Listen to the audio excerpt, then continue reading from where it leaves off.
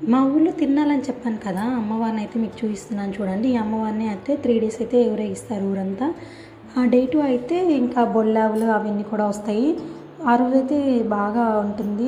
జాతరలాగా కనిపిస్తుందనమాట.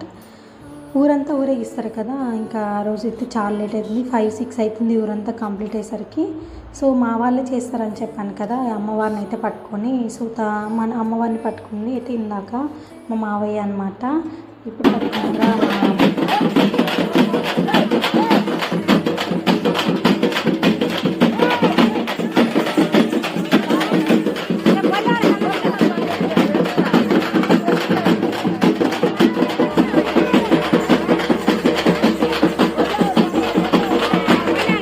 మా బాబాయ్ అయితే ఆ రోజు కూడా నిద్రపోయాడు. మేమైతే కొంచెం దూరం అయితే వెళ్ళాము. మళ్ళీ ఇంటికి వచ్చి అయితే పడుకున్నాం.